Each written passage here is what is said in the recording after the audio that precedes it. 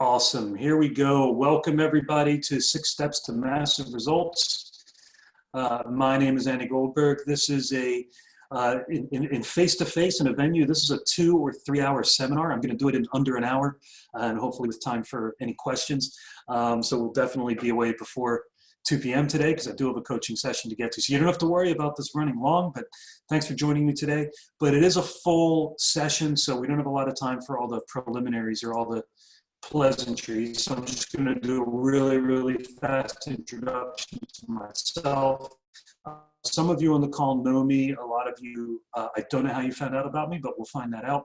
But I coach growth businesses, so good companies that are really looking to grow and are prepared to put in the work and the effort and the learning to really take their business to the next level. That's what I do. I also do public speaking, sales training, team training, all that kind of stuff. I do talk with an accent, but I've been here for 22 years, so I am one of you now.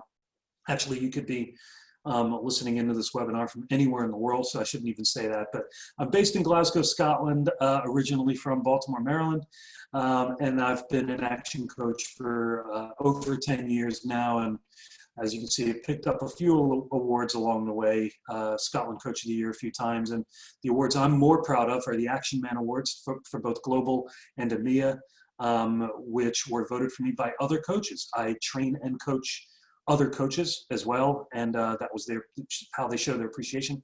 And I'm in the global top 50 coaches across the world for Action Coach of their community of 1,400 coaches. So pretty credible, but that's basically down to the clients I work with and the results that they get into their business, which is ultimately down to their hard work and commitment and focus to achieving their results.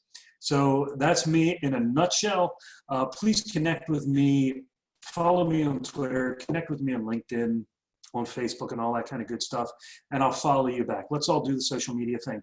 Also, I've got quite a few videos on my YouTube channel now, and my 17-year-old daughter has been encouraging me to get my views up on YouTube. Apparently, I can make a lot of money on YouTube. So if you want to watch some of my videos on YouTube, I give away a lot of my material for free. A lot of the stuff I've learned from Action Coach over my 10 years. It's just there for you to take and learn from and implement. So go on my YouTube channel, find me, and if you do like what you view on my YouTube channel, if you could just like and share it and comment on it and do whatever my daughter says we need to do to get me up into the Justin Bieber levels of YouTube viewership. Right, so let's get into it. I want you to just take a moment, think about where you are in your business right now. There's basically 2 places you can be. Either your business is driving you, meaning you live your life based on what your business delivers in terms of how much money you can make from the business or how much time and freedom you can take from the business to spend time with family, go on holiday, or pursue other interests or pursue other business interests.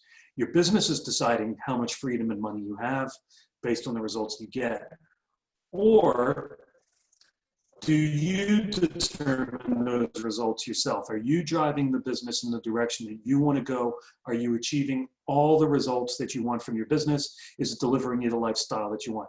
To be honest, if you're in category number 2, probably don't need to be on this call. Let's just see if the number of participants goes down as a result of that. So far, so good. But what we're here to do is basically get you from point A to point B, where the business is delivering you the financial results you want, the lifestyle that you want. Because being a business owner means you're making money for other people doing the work. Well, in fact, let's talk about what happens to business. So I'm going to give you a statistic. First of all, it's a pretty scary statistic. Now, this is going to change a lot with COVID, but in normal times, the first statistic is that 8 out of 10 businesses fail in the first 5 years. Now, why do 8 out of 10 businesses fail in the first 5 years? Well, simply, they didn't have a plan. They didn't manage their cash flow well. They run out of cash, and usually the biggest cash bill that pushes them over the edge is their tax bill. So they've not budgeted for cash, they've not managed it well, so forth and so on. Now, of the 20% of businesses that survive those first 5 years, 80% of those will fail in the next 5 years. So if you do the math, that's 20% of 20% is basically 4% of businesses will survive in 10 years. Now, it's a scary statistic, may get worse after COVID, maybe get better, I don't really know, I don't think anybody really knows. But why do businesses burn out in the second 5 years? What is the number one reason for businesses to fail? I think I actually just inadvertently gave the answer. It's business owner burnout. Business owner burnout is really the number one reason for business failure. And the reason is business owners made a certain amount of money in the first 5 years and they worked hard.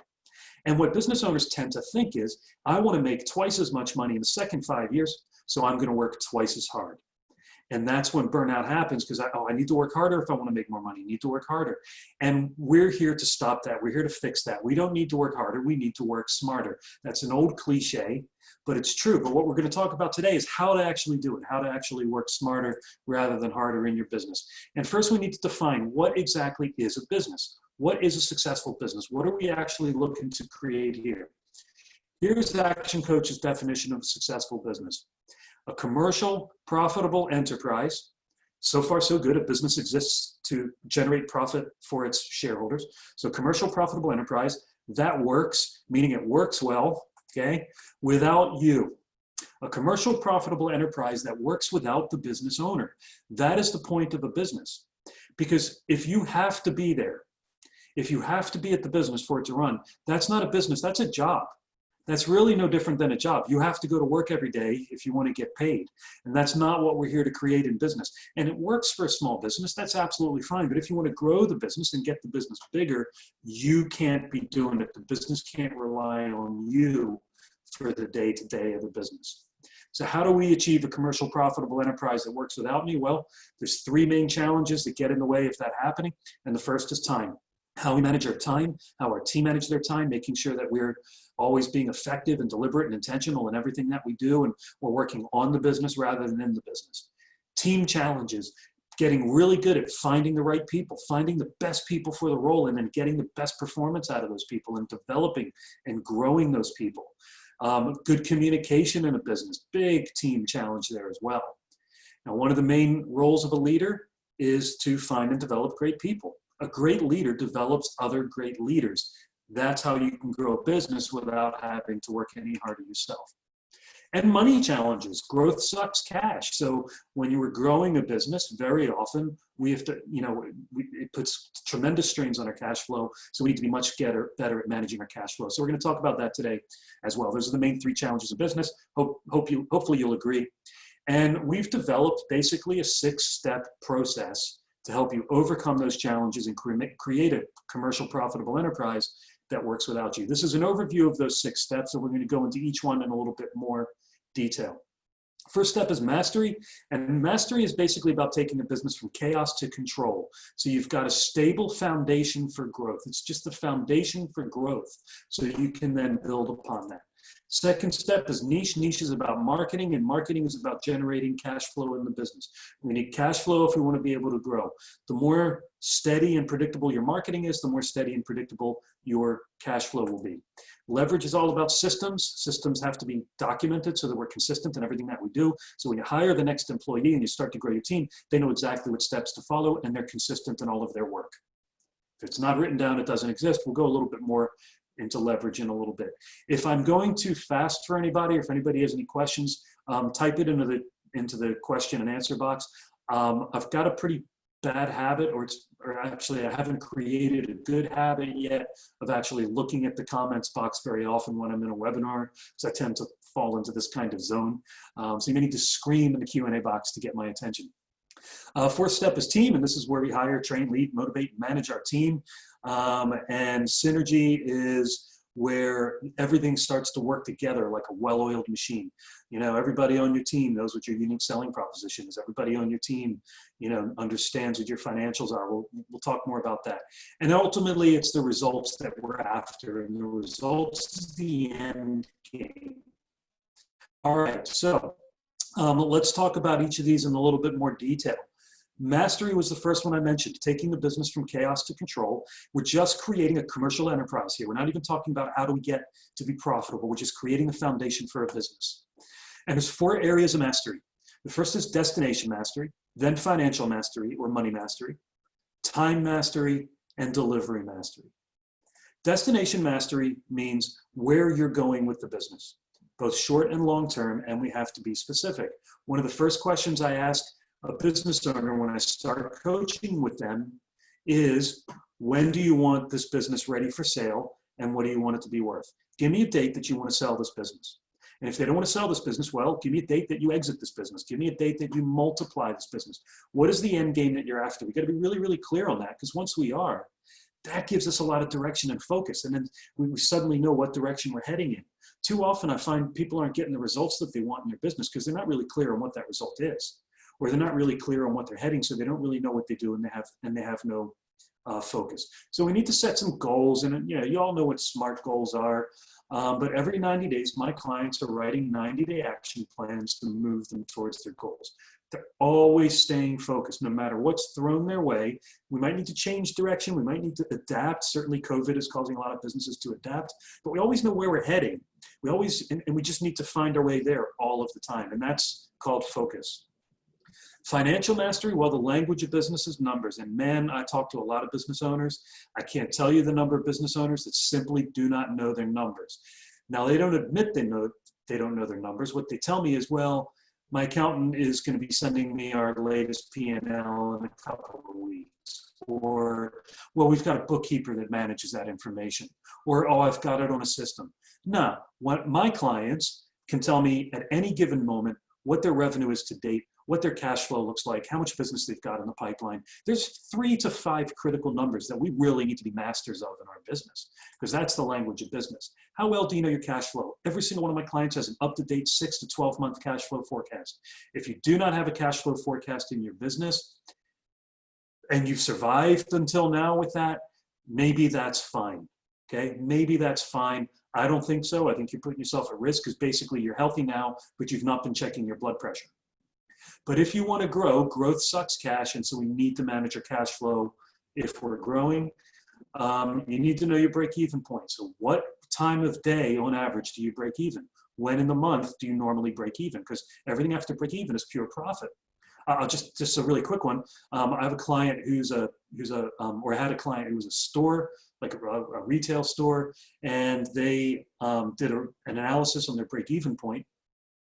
And what they discovered is that they break even at 4 o'clock in the afternoon. So everything up until 4 o'clock on average is covering costs, or just getting to the point where they can cover costs. And at 4 o'clock, they start to make a profit. And then they would close their doors at 5 o'clock. So they basically had 1 hour of profitable business coming through their door between 4 and 5 o'clock. So by knowing their break-even point and when it happened, they adapted their strategy. And one of the strategies was stay open later. Let's keep our doors open until the last customer's come and gone and the streets are empty, because we might as well, because we're making profit at that point. And KPIs, key performance indicators, of course, means measuring our progress towards achieving our chosen results. All right. And do you test and measure, right? So how well do you really know your marketing strategies? I'm doing a marketing workshop next week where I teach business owners exactly how to measure your marketing. But if you want to become a marketing machine, if you want to become a marketing genius in your business, it is about the numbers. You need to measure, how many leads am I getting from each marketing strategy? How much is it costing me to buy each of those leads? And what's the conversion rate for those leads, et cetera, et cetera. Got to know all these things, because that's how we make decisions. Rather than making decisions emotionally, we make decisions based on maths, because maths don't lie. Time mastery, I spent all day talking about time mastery. I don't have the time to talk about time mastery, so we're just going to do this oldie but a goodie, which is the time target. And look, we all have 86,400 seconds per day. We all have the same amount of time. You cannot slow down time. You cannot get more time. We all have the same amount of time, and time keeps pressing on second by second. Yet some people are much more successful than others. Some people are much more productive than others. Why is that if we all have the same amount of time? Well, let's take a look. There's 2 different types of activities. There are important activities and there are urgent activities. Important means it's got to be done. Urgent means it's got to be done now. Those are 2 very different definitions. Let me just repeat that. Important means it needs to be done. Urgent means it needs to be done now, which means there's 4 different categories of time that we can be spending. And the first is not urgent and not important. Doesn't need to be done. Doesn't need to be done now. That's a waste of time, and we got a word for that, and we call it distraction. And that would be things like checking your Facebook feed to find out which friends had a cup of coffee where, or checking Twitter, maybe even worse than Facebook these days in terms of distraction. I'm not talking about social media, that's marketing. I'm talking about just friends on Facebook, or calling your pals up to find out what's going to happen at the pub this weekend. Not that anything's happening at the pub these days. But basically just stuff distracting you from doing your work. And hopefully you don't spend too much time into this category. Second category is urgent but not important. Now this is a tricky one. Needs to be done now, but in fact it's not important. Needs to be done now, but in fact it's not important at all. Didn't need to be done at all. We got a word for that. We call it delusion. And we call it delusion because we've kidded ourselves into thinking it needs to be done because it's urgent. So a great example would be the phone rings. When does the phone need answered? The phone needs answered right now. So we answer the phone right now because it's ringing right now. The phone has pulled us off something that maybe we were doing which was important. It's pulled us off that. We answer the phone and it turns out to have been a waste of time conversation. We put the phone down, then it takes just a minute to get back into focus, or at this point we go take a break and get another cup of coffee. But we've kidded ourselves into thinking it's important because of its urgency. Third way we can spend our time are doing things that are urgent and important. Needs to be done now. Is that a good way to be spending our time? Absolutely. It's important work. It needs to be done and it needs to be done now. We've got a word for that. We call it demand. Customer walks in the shop. When do they want help? When do they need help? They need help now. An employee is on site somewhere, on a customer site, and there's been a major problem. We need to stop what we're doing and we need to deal with that. Those demands are a big part of our business, and it's okay to be in a circle, but there's a problem here. Two problems here. One is we're not in control of our time. By definition, a demand means it's been a demand placed upon us by other people. It's important to them more than it is to us, but we have to respond because it is urgent and it is important. We have to respond. Getting a tender out the door to meet a tender deadline could be considered a demand. Okay. The other problem with demand is it pulls us off the fourth area where we can spend our time, which is doing things that are important but not urgent. And tasks that are important but not urgent are things that are examples would be marketing. Is marketing important? Yeah, of course marketing is important. Do we need to do marketing right now, today, this minute? Of course not. That would be an example of something that's really important to do, but it can wait. Is training your team important?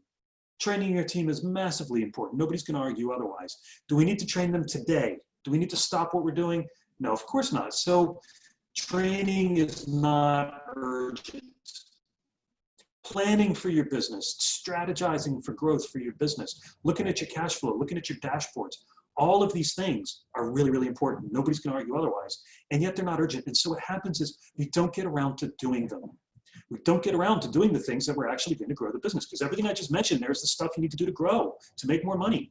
Marketing, training, learning, communication, planning, strategizing, all the things that make a business better get pushed to the backseat so that we can deal with the demands and probably the delusions and the distractions as well. And that's why we call that inner circle the zone. When we're in the zone, we're working on the business, doing high value but non-urgent work. And this is what I do with my clients, is help business owners spend at least a few hours a week, I should say invest at least a few hours a week, working in the zone whilst all around them chaos ensues. You've got all these demands and problems and challenges that come up in day-to-day business, and I get that, and that's probably always going to be the case. But what we need to do is isolate a few hours a week where we're working on the zone to grow our business. So let's just look at demand. When is demand about? Demand is about now. Demand is about the here and now. I got to solve this problem now. Has anybody ever been busy all week and you get to the end of the week and you go, man, what a week, I've been busy but got nothing done.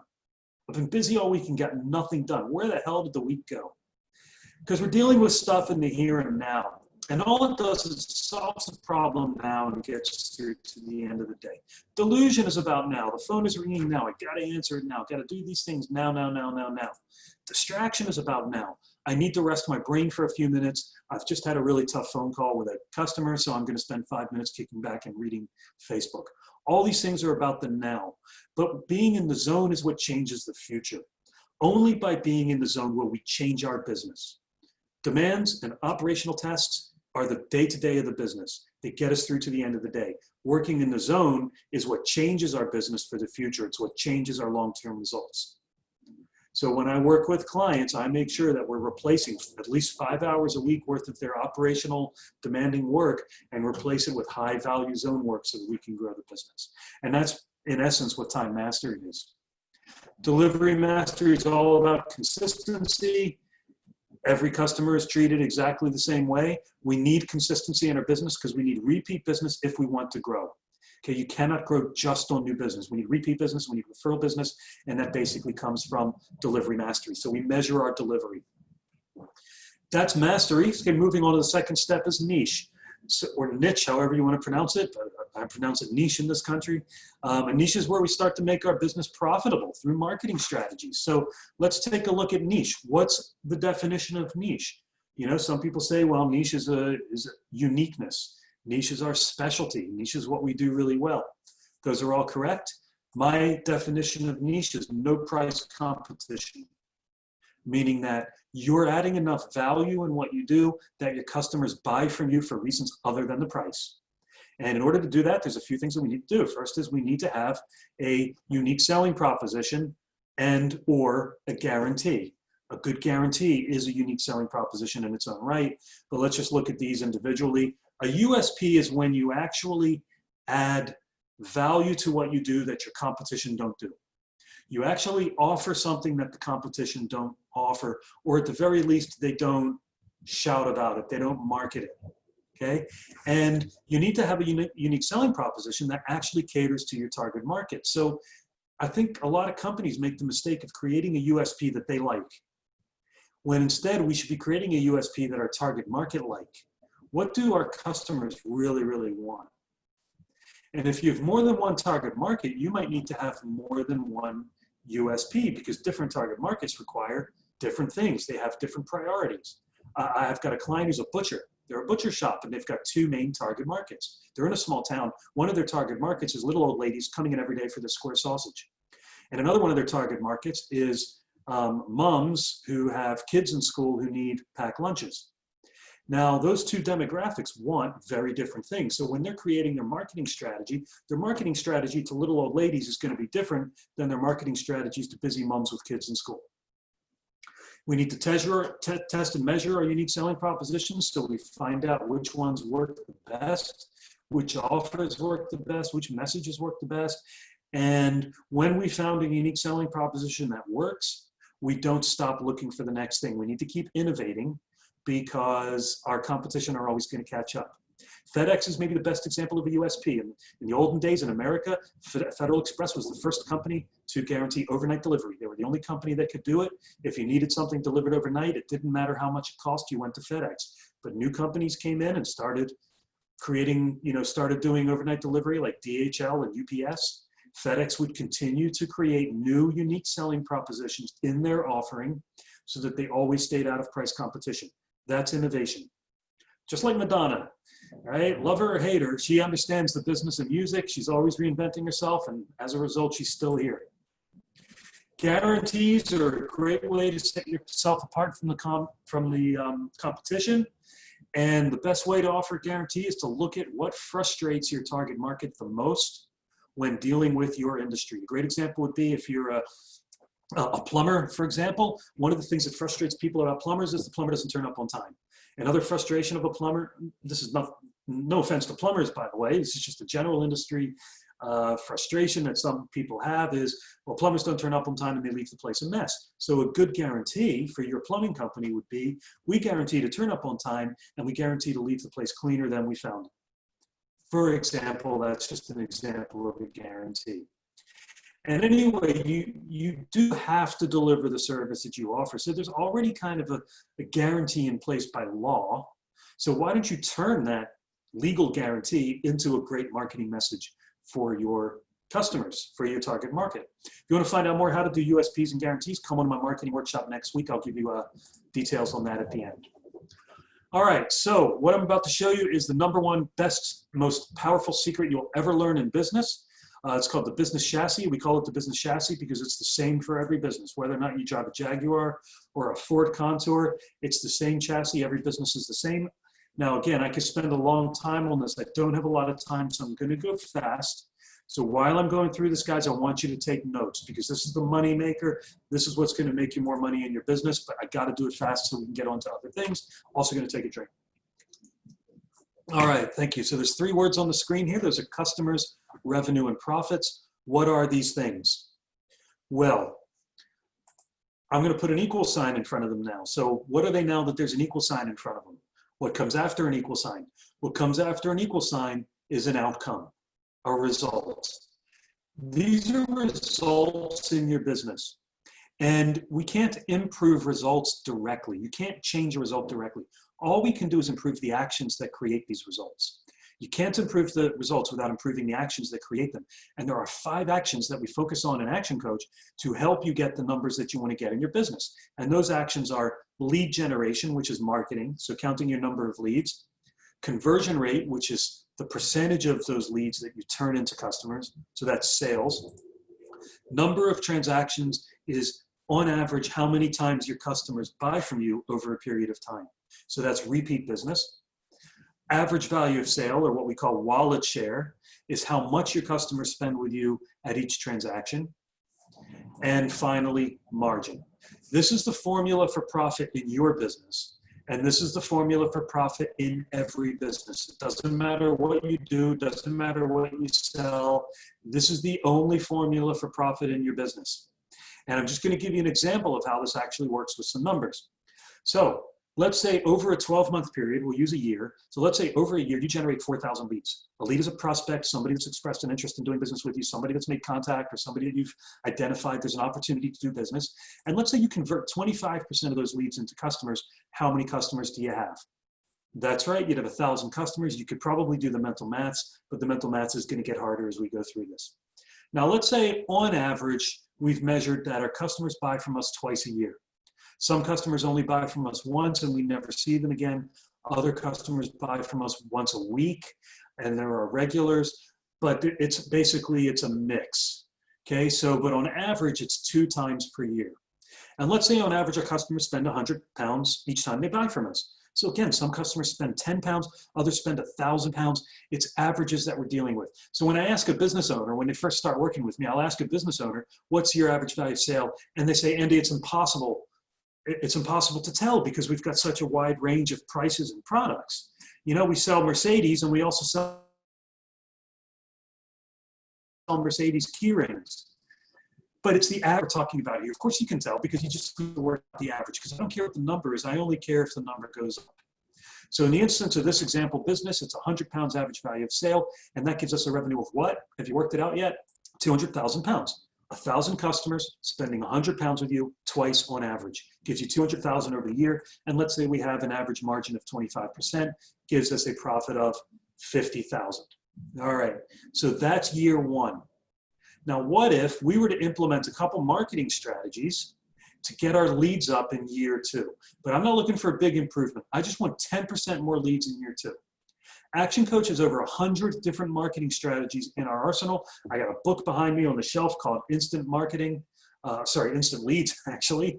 I've only read it 3 or 4 times. Instant Leads, you can just Google marketing strategies. But let's just say we did a couple of things. Could we get 10% more leads in year 2? If we got 10% more leads in year 2, how many leads would we get? That's right, we get 4,400 leads. Okay, so if we really focused on it and got 10% more leads, we get 4,400 leads in year 2. And what about our conversion rate? It's our sales process. If we just did a little bit of training on our sales, if we just read the occasional sales book. By the way, Amazon.com, you're probably familiar with the company. Amazon.com said that more books have been written about sales than anything else. More books have been written about sales than anything else. Do you think there's a few things you still to learn about selling? What if we started to measure your conversion rate? I can tell you what would happen if you started to measure your conversion rate. It would go up.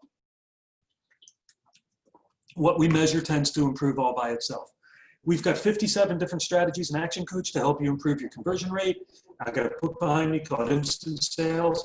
If you just did a few of those things, could you improve your conversion rate by 10%? Of course you could.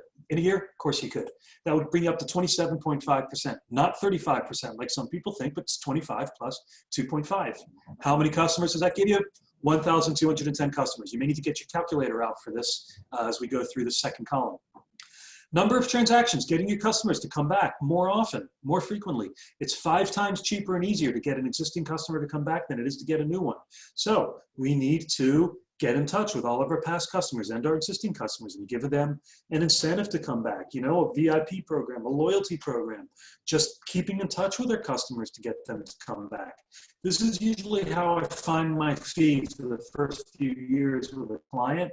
It's just by getting them to get re-engaged with some of their old customers. You almost always get sales from it.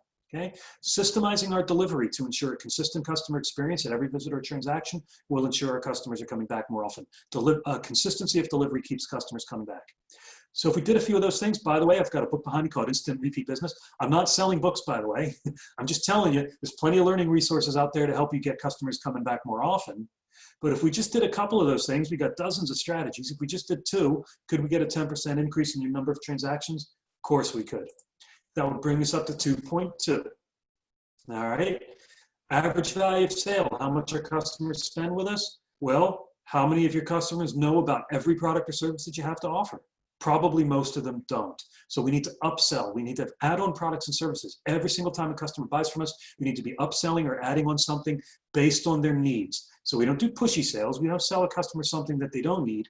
We sell them something over and above what they've bought to add value to what they do. Just like McDonald's do. Nobody does the upsell better than McDonald's. Every time you bought a burger, they would say, do you want fries with that? These days, every time you buy a value meal, they ask you if you want to go large. Or in my case, they already know when they see me coming that I'm going to go large. So they're going to offer me the onion rings on top of the large value meal. But no matter what you buy, they ask you if you want to buy something else. So if we did a couple of things just to get our average value sale up, like raising our prices, by the way, great strategy for increasing your average value sale, and it's pure profit. When you raise your prices, it's pure profit. Could we get a 10% increase on your average value sale in year 2? Absolutely, that's 110 pounds. Now, what does that give us in terms of revenue? 1,210 customers spending 110 pounds, 2.2 times a year on average, gives us a revenue of 292,820 pounds. Now that's pretty exciting considering we've only improved 4 areas of the business by 10%. Let me just repeat that. We've only improved 4 areas of the business by a meager 10%, but look at what it's done to our revenue.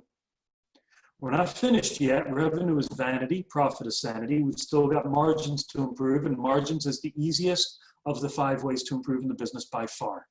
This is where I get a lot of pushback from the skeptics, the skeptical business owners who cross their arms and shake their heads and say, no, we can't improve our margins. We're in a price-sensitive industry. We're running lean and mean as it is. We squeezed our suppliers. There's no way we can improve our margins. No, margins is by far the easiest. We need to eliminate any unnecessary costs that are not contributing to the growth of our business. We need to create greater efficiencies in the business, better time mastery, better communication, because by getting more done, we will improve our margins. Better marketing improves our margins. Better sales process improves our margins if we have a better conversion rate. Raising your prices improves your margin. Getting your customers to come back more often improves your margin. Let's just do 2 of those things. Could we get a 10% improvement on our margin? Of course we could. What's a 10% improvement on a 25% margin? 27.5%, which gives us a profit of 80,525 pounds and 50p. If you take nothing else away from today, guys, take this formula away, plug your own numbers in. If you want to sit down with me on a one-on-one, I'll help you do this with your own numbers. Happy to do it. Absolutely happy to do it. Well, what I've just shown you is a 46% increase in your revenue. Even better is a whopping 61% increase in your profit. Plug your own numbers in here and do the same 10%, you'll still get a 61% increase in your profits. Now that's really exciting. What would you do with 61% more profit? I'll bet a bunch of you can do that mental maths in your head. How much is 61% more? Well, is it enough to take a little extra money and go out and buy a new car? Is it enough to take a nicer holiday? Well, these days we're saving up our money for better holidays next year. How about share your celebration with the team? Now, I don't mean doing what these guys are doing. This is my hometown baseball team, the Baltimore Orioles, doing what I figure can only be called a butt bump. But I mean sharing the celebration with your team by, it's the time you gave them bonuses. It's the time that you raised salaries a little bit and start attracting even a better class of people. These are things you can do with extra profit. What would you do with an extra 300 hours this year? If you were able to buy a little bit of your time back and work more on the business rather than in it, would you be spending more time, more time with important people, more time doing personal pursuits, more time working on the business rather than in it? The great Warren Buffett, one of the world's first billionaires, said it's not necessary to do extraordinary things to get extraordinary results. We just have to do the little things consistently. We just have to do the little things that are important consistently. What if we did this 2 years in a row? What if you got your head down and you just did this 10% increase 2 years in a row? What would that actually look like? Okay, so these are only 10% increases on each of the 5 ways for 2 years running. You would grow your business by over 150% increase in profit. 150% increase in profit. That's massive.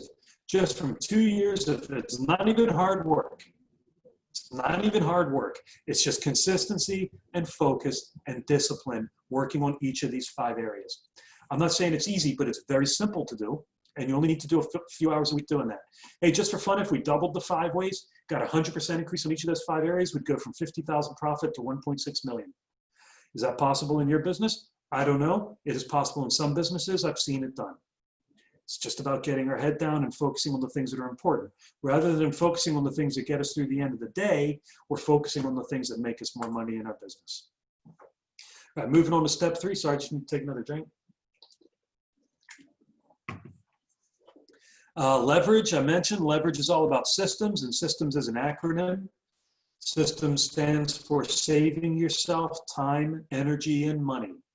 If you want to grow your business without working harder and burning out, in other words, if you want to make more money for less work, then we need the systems in the business to create a scalability in the business. And I don't want to go into too much detail about how we systemize a business because I do a workshop on this. Plus, you can get Brad Sugar's book, the other Action Coach book, right? Instant Systems. There's 14 books in the Action Coach system, by the way, on most of the stuff that we teach. But in order to systemize your business, first of all, you need to be clear on the vision, where you want to go, and the mission statement is how you're going to get there, and the culture statement is the rules of the game and behavior that you expect from all of your team, and your SMART goals are your path along the way, and what do we need to achieve every 90 days to make sure we're on target to achieve our goals. Organizational chart, who reports to who, what's our communication channels, what's our hierarchy. Positional contracts, more than just a job description. It's a positional contract contains the outcomes, the expected outcomes that you want from each of your team members. And KPIs are how you measure for those. Key performance indicators, measuring the key areas of your business. How-to systems in place, so when you're training new people who join the company, you don't have to go through the effort of retraining them. They get trained automatically and consistently. Great example would be, next time you train an employee, video it. How much does that cost you? It costs you nothing. You can video it on your iPhone. Video yourself doing the training. Next time you hire another employee for that same role, you hand them a memory stick and you say, here, watch the videos on that memory stick. They'll get the same exact training that previous employees got, and you don't have to invest a second training up new people. That's just a very basic example of systemization, but what you want to do is systemize all the repeating steps in your business. As a guide, roughly 80% of your business is going to be routine work, repetitive work, and that can be systemized. And management systems, getting automated. You know, I was on a coaching call this morning with a business they're a £1 million business. They're a trades business in the building industry. And I mentioned a CRM system because we were talking about following up on old leads, old customers. This is just today. I mentioned CRM system and he said, what's a CRM system? He had no CRM system. Their records of their past customers was stacks of quotations, invoices, contracts, and so forth and so on. So to this day, there's still plenty of successful, they're a good business, right? Successful, growing £1 million business had no idea what's available to them in terms of IT and technology. We got to be getting more efficient with these things, guys. Okay. Team, of course, is where we hire, train, lead, motivate, manage our team so that we're creating a commercial profitable enterprise that works without me having to do it. And there are 6 keys to creating a winning team in your business. The first is strong leadership. Okay, so your team is nothing more than a reflection of you. If you're not happy with the performance of your team, look in the mirror. Now, I know that sounds like a pretty harsh statement, but it's true. If you're not happy with your team, well, you found them, you recruited them, you attracted them, you pay them, you trained them, you keep them, you manage them, you lead them. They are your responsibility and they're your fault. Your team are your fault. So if you want your team to get better, you get better at leadership. Get in touch with me after this. I'll give you some good recommendations for building your leadership skills and your communication skills. Common goal. I define a team as a group of people working towards a common goal. Without the common goal, you just happen to have a bunch of people who work at the same place. They just turn up and they do their own jobs. Now, a team is where you're working together towards something bigger than themselves. Rules of the game, I mentioned that earlier, a culture statement, how your team, what your team value statements are, and when we all abide by these non-negotiable rules and create an environment that we all want to work in. Do your team, think about your employees. Do they have to come to work, or do they get to come to work? Do they have to come to work, or do they get to come to work? Have you created a company where your team, they work really hard, really, really hard, and you have strict rules of the game, but they love it. They love to come to work. If you don't have that, then we need to look at what kind of culture, what kind of environment you're creating for your business. An action plan, who does what by when. Everybody's got to know what everybody's doing in the company. Everybody knows what everybody's responsibilities are and what their expected outcomes are. Supporting risk-taking, giving your team permission to try new things, giving your team permission to make mistakes. That's how we learn. If nobody in your company is making mistakes, then they're not getting any better, they're not learning, they're not growing, they're not stretching, and they're probably bored. And finally, 100% involvement and inclusion. Every single person in the company knows what's going on in the company. Every single person in the company knows where we're heading. Every single person in the company understands their own value that they bring to the business. This is just an aside. There's a great book called The Great Game of Business. It's been around, I think, a pretty long time. The Great Game of, because there's been quite a few new additions to it, but The Great Game of Business talks about teaching every single person in your company how to understand the numbers of the business. They don't just tell them the numbers like the sales figures, the profit, the cash flow. They actually teach them how to read a P&L, how to read a balance sheet, what all of this means, and most importantly, how each person's job impacts the business financially. And boy, when you understand how your own role in a company impacts a business financially, you'll really find people start to up their game or leave. Either way, it's a win-win for you. Winning teams know how to get the right people on the bus, and what that means is you've got to get your team involved in recruitment. Because if you are interviewing and recruiting people without the involvement of your team, what are you doing to your team, man? You're making them work with somebody that they never even had a chance to meet or feedback on. Action Coach have an amazing recruitment system. I combine it with other systems out there, like the book Who, if you've never read Who, by Jeff Smart, probably the best recruitment book I've ever read. I've also got a book behind me called Instant Team Building. You want to read those two books, then get in touch with me. I'll help you put together a recruitment strategy. Because as Homer Simpson says, people who don't like their jobs, they don't go on strike. They just continue to show up every day and do a really half-assed job. And that's true, and that's very, very costly. When you hire bad employees, they stay until you have to sack them, right? So let's get the recruitment process right the first time around. Synergy is really where all these other steps start to work together like a well-oiled machine. Like I said earlier, everybody on your team knows what's going on with your marketing, with your financials.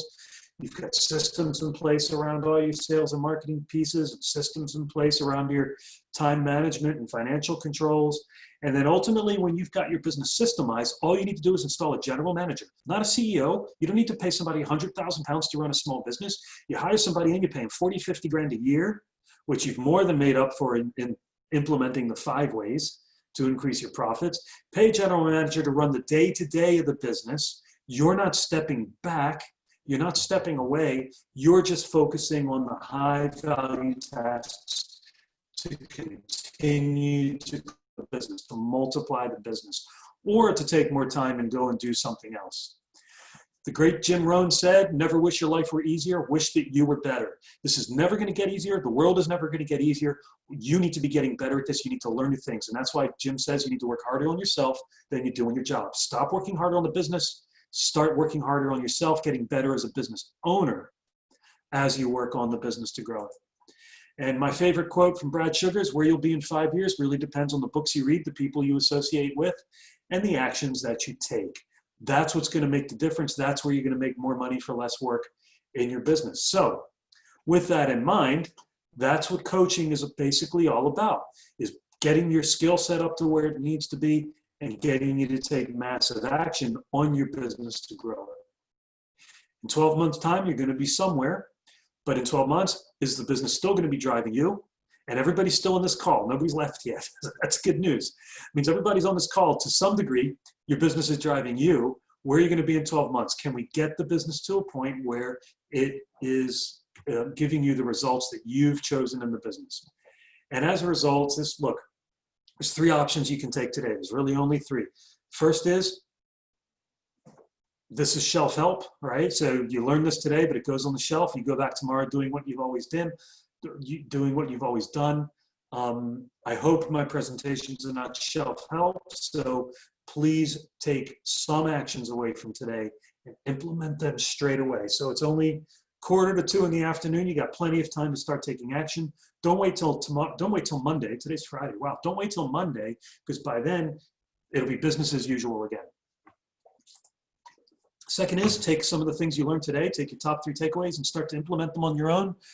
Without my help, that's fine. All I ask is you get in touch with me in 3 months or 6 months and let me know how you're getting on, right? I really want to hear the success stories. It'd be awesome to hear that how some of the things you guys implement really work. I actually have a comment here from one of our loyal listeners that totally endorsed Andy's 90-day plan. Really helped us out in our last 5 years. It certainly helped us through COVID. Oh, thank you very much, Alan. Appreciate that comment. Third path you can take today is take the next step with Action Coach. And that's very, very simple. What that looks like is basically one of 2 options. If you've not already had one with me, you are free to have a one-on-one coaching session with me, no charge, and there's no obligation.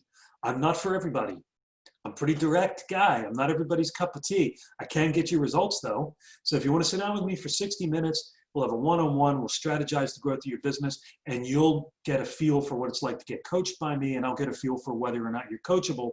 And from there, we can decide whether there's a fit for moving forward. But there's no obligation. I guarantee you'll get great value from the session. And you just need to book on with me for that after this call. Or you can attend my next workshop for absolutely free. It's my way of saying thank you for coming on the webinar today and supporting me. I'm going to give you another freebie. Freebie number 2 is to come on my marketing workshop next Tuesday at 3 o'clock. It's from 3 till 5 online, because I'm still doing Zoom. We're not going back to venues yet. Online next Tuesday, and you can register via my website or just email me at andrewgoldberg@actioncoach.com, and I'll book you in. Again, it's free to come along, no obligation. But just as a one-off, because I normally charge the general public £89 plus VAT to come on these workshops. I'm letting you guys come for free, and I know who you are. If you weren't on this call, you can't get into that for free, unless you're a coaching client of mine, of course. So those are the 2 options, and I hope that you will take action on at least one of those. And yeah, that's me. Thank you very much for coming on. We're finishing 12 months early. If there are any other questions, I'll check the question box, but probably the best thing to do is just email me or message me directly. Again, here are all my contact details. Please follow me and I'll follow you back. And thanks very much again for watching. And this will be recorded and probably up on my YouTube channel in the next few days. So thanks very much again. Please do get in touch with me to get that complimentary coaching session. Have a fantastic weekend, everybody. And we'll hope to see you again soon. Bye-bye.